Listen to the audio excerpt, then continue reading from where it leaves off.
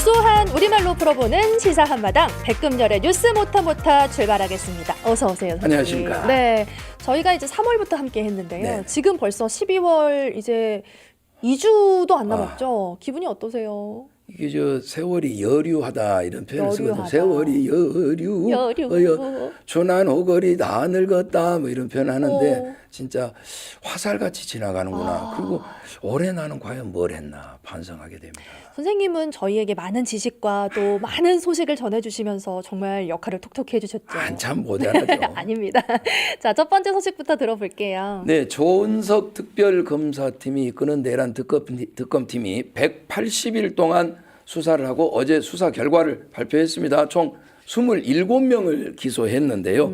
윤석열, 김용현, 노상원, 여인영, 문상호, 김용대 등 직접 내란을 일으키고 외환을 유도한 자들, 그다음에 한덕수, 이상민, 최상목, 조태용, 박성재, 이완규, 김주현 등 내란을 동조하고 옆에서 도운 자들, 그리고 추경호, 임종득, 황교안 등 정치권에서 내란을 거둔 자들 이렇게 27명을 기소를 했습니다. 아직 법적 판단을 받은 건 아니에요.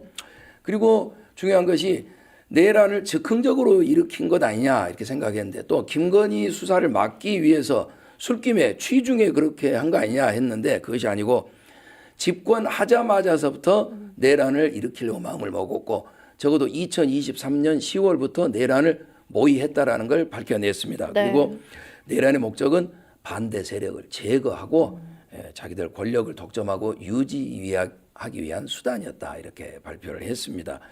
특검팀이 6달 동안 이제 수고를 하셨는데요. 예. 아쉬운 점도 많죠. 특히 그 조희대 사법부의 방해를 뚫지 못한 부분이 많이 있었습니다.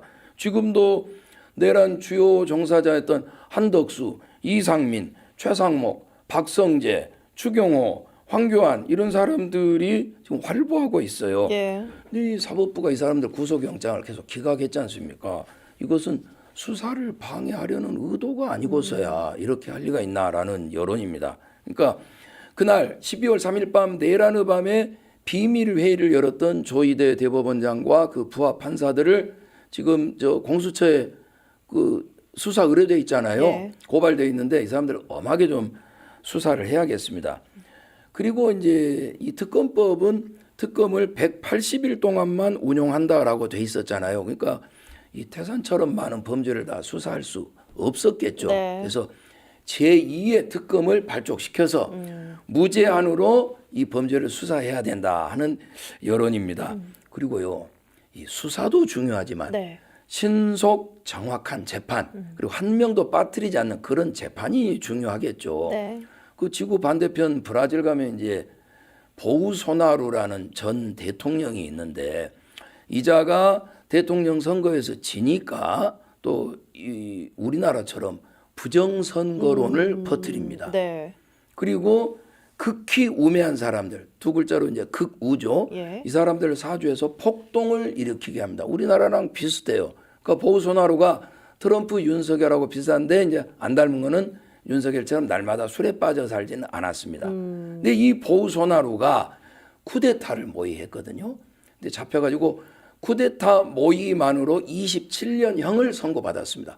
쿠데타 모의를 했다는 걸로 27년형이에요. 그럼 쿠데타를 내란을 실행하면은 몇 년을 받아야 될까요? 적어도 한 200년은 받아야 되지 않을까 이렇게 생각해 봅니다. 그리고 조은석 특검팀이 수사를 한 건 어디까지나 내란에 관해서만 수사를 한 것이고 지난 3년 동안의 부정부패 비리에 대해서는 다른 수사를 해야겠죠. 앞으로 발본, 세권, 뿌리를 뽑고 근원을 틀어막는 우리말로 끌텅을 좀 봐주시길 부탁드리겠습니다.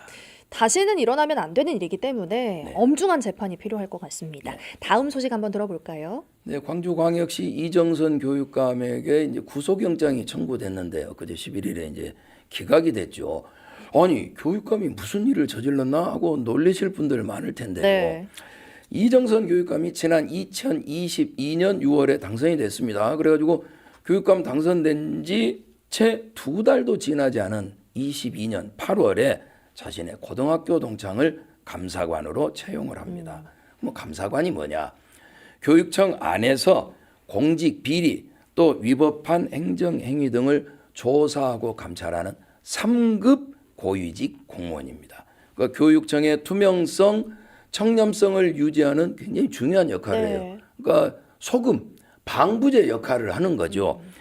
그런데 그러면 이제 이 감사관은 그러면 어떤 사람이 해야겠습니까? 올곧은 사람, 그다음에 회유와 협박에도 굴하지 않을 사람, 그리고 행정을 잘 아는 사람이 해야겠죠. 그러니까 포청천 같은 사람이 감사관을 해야 되는 겁니다. 그래서 지난 2011년에 그 진보 교육감 시절에 삼성을 생각한다 책을 출간하셨던 김용철 변호사를 광주광역시 교육청 감사관으로 채용을 했거든요.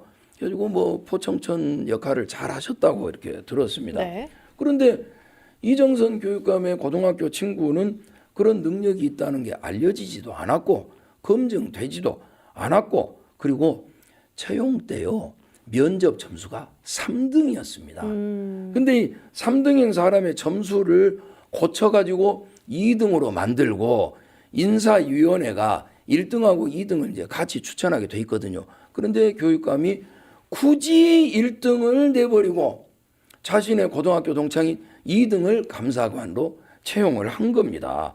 그러면은 친구가 어떻게 하겠어요? 감사는 안 하고 감사만 할 거 아닙니까? 예? 감사를 해야 되는데. 네. 여러분 저 문재인 대통령께서 노무현 대통령님 시절에 청와대 그 수석으로 들어가시잖아요. 그때 동창들 친구들하고 일체 연락을 끊어버렸다는 그런 좋은 그 예가 있지 않습니까? 우리 고위 공직자분들은 이런 일을 귀감으로 좀 삼아야겠습니다. 그리고 점수 고쳐달라고 평가위원들에게 말했던 그 담당 사무관은요, 현재 1년 6개월 선고를 받고 감옥살이하고 있습니다.